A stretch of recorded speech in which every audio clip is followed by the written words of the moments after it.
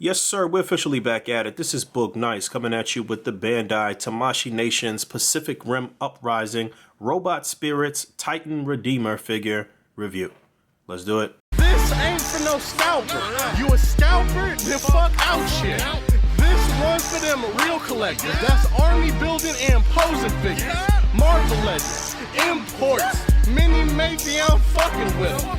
Hype beast, we know about you. Stay buying figs, don't know about you. Taking a quick look at the artwork on the side of the box, you can see a picture of the figure. It says 230, Titan Redeemer, Robot Spirits. And on the opposite side, it says Titan Redeemer again, and the Robot Spirits logo. Alright, so we're looking at Titan Redeemer out of the package, and I can't really tell you much about this line because it is a brand new line from Tamashii Bandai. This is their take on Pacific Rim. Previously, NECA had the license for Pacific Rim, and I ain't one to gossip, so you ain't heard this from me, but I heard it was a little dust up between NECA and the people over at Bandai over a joke that one of the people at Bluefin or Bandai Tamashii Nations had made, and that Randy over at NECA had got pretty pissed off about that. We talked about this a couple times on the A.C.B.A podcast, so maybe you could track down one of those old episodes, but whatever.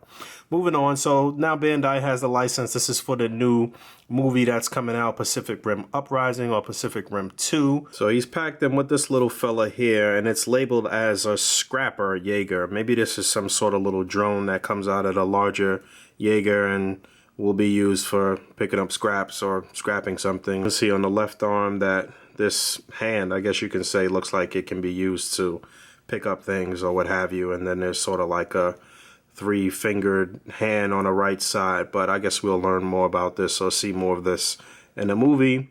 But really no detail on here, just kind of like a flat gray. I don't know if we'll see more detail on this thing in the movie or if this is movie accurate or not, but it was packed in.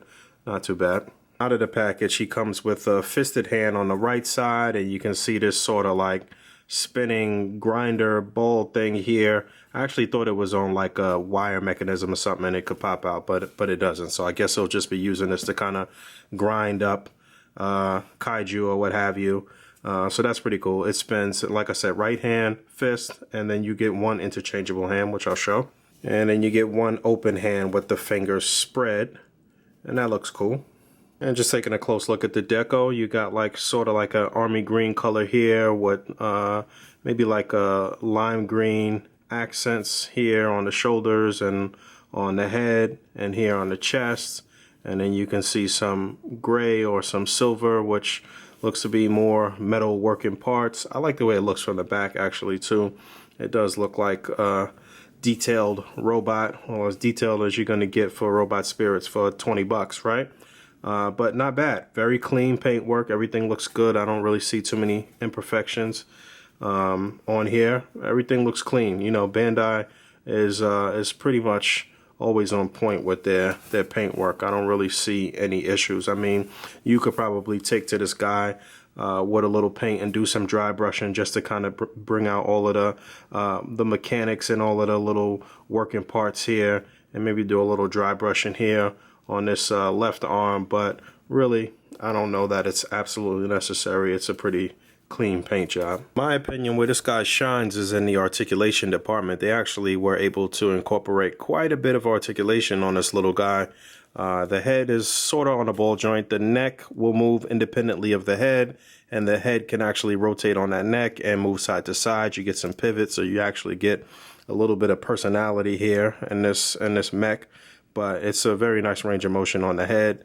The shoulders are on ball joints, and this is like a soft pliable plastic here, so it doesn't really hinder the shoulder articulation on either side. You're not going to really get it to do a full 360, but it can move. You can see a double ball peg there, and so it'll actually rotate there, and you get a double jointed elbow as well. I like the way this mechanism looks here at the bend of the elbow. You already saw this rotating, so that's cool. It rotates at 1 point. I thought it was at 2 points, but I don't think so. No, just at that 1 point.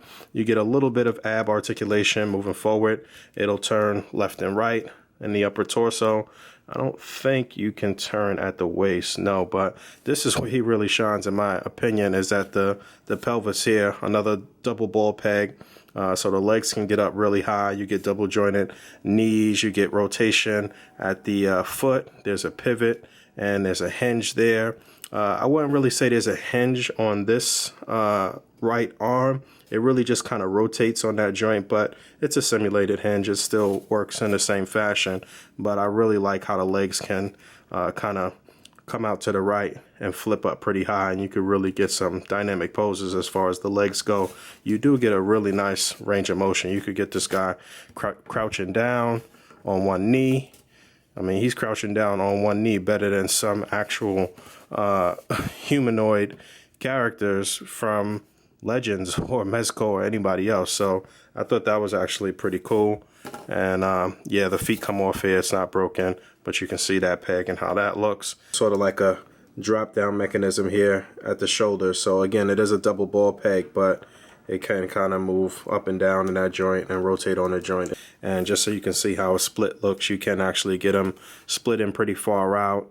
And I've swapped on the other, the fist. I swapped the fist back on just so you can see that. Like I said, it does rotate and it does hinge a bit. It's really just on the peg. So this peg is not moving too much. It's really sort of like, works like a ball joint. So it'll rotate there, but you can pretty much maneuver it in the same way you would as a regular hinge.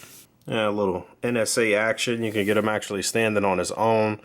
These guys are not officially out yet. I believe the release date is like March 23rd or something like that. Maybe 1 or 2 of these are out, but they're supposed to put out 6 of the robots from the Robot Spirits line and 2 kaiju. I think I can't remember the names of them, but they'll pop up on the screen. So I think March is when everything is supposed to actually officially drop.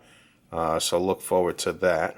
And you can see them next to some other Bandai offerings. On the left, you have the SH Figuarts Tony Stark, and on the right, you have the SH Figuarts Mighty Morphin Power Rangers Green Ranger.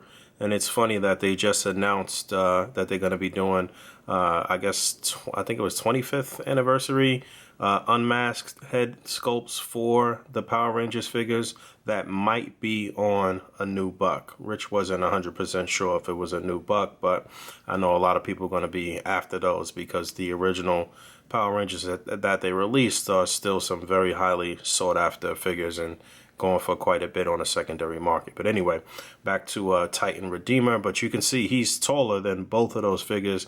Obviously, these are meant to be you know, for you to fudge the scale and mess with the scale and mess with some of the Tamashii offerings like the buildings and the different effects and stuff that they have to make it look like, you know, the figure is larger than life, like he's as tall as a skyscraper or something like that. Because, you know, in the movie, these things are massive. So this is something that you would really be playing with the perspective. And when you're doing that with a small figure and try to make it look larger than life, and that's some of the funnest displaying, in my opinion. I really like doing some perspective scenes and stuff like that. So shout out to my man Brandon. Brandosaurus Rex, he's a master at doing that type of stuff. He's been working with the Godzilla figures and all of that stuff for quite a while. So I'd be interested to see a lot of those people that were into SH Monster Arts get into this and see what they could do display wise. I was trying to get one of the kaiju, but they didn't have any review samples of the kaiju to give out. So I'm gonna try to pester Rich to see if I can get that and review that and actually get some displays going. All right, I'm talking. I'm gonna move on actually to some of the other robots that I have. So stay tuned for that. I guess I'll go right into that. Those will be the next reviews. But as always, rate, comment, and subscribe. Thanks for hanging out, and I'll talk to y'all soon. Peace.